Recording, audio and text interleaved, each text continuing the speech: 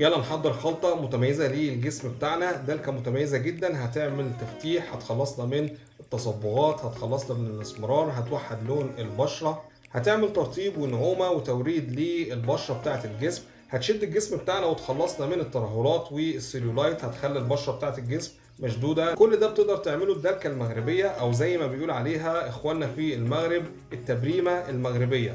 هقول لكم على الخطوات بتاعتها بالظبط زي ما تفضل علينا بعض الاصدقاء من المغرب وقالوا لنا على التركيبه بتاعتها بالظبط.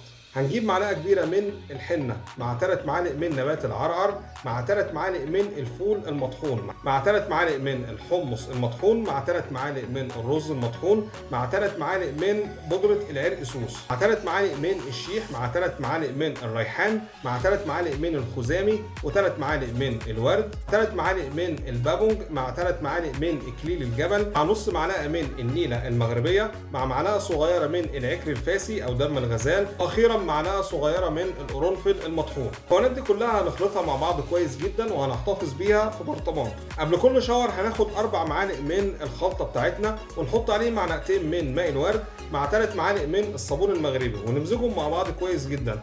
وبعد كده نبل الجسم بتاعنا تحت الشاور، وبعد كده نطبق الدلكه دي او الخلطه دي على الجسم بتاعنا، نعمل بيها مساج لجميع اجزاء الجسم بتاعنا عشان نستفاد بيها، عشان تفتح الجسم وترطبه وتنعمه. وبعد كده نقف تحت الشاور ونزيل الخلطه ديت بالميه، وبعد كده نمشي على الجسم بالليفه المغربيه مره تانية نعمل بيها مساج على كامل الجسم. وبعد كده نجفف الجسم بتاعنا كويس جدا، ولازم نعمل ترطيب. يفضل نعمل ترطيب بزيوت زي زيت اللوز الحلو، او ممكن نستعمل مرطبات او كريمات طبيه.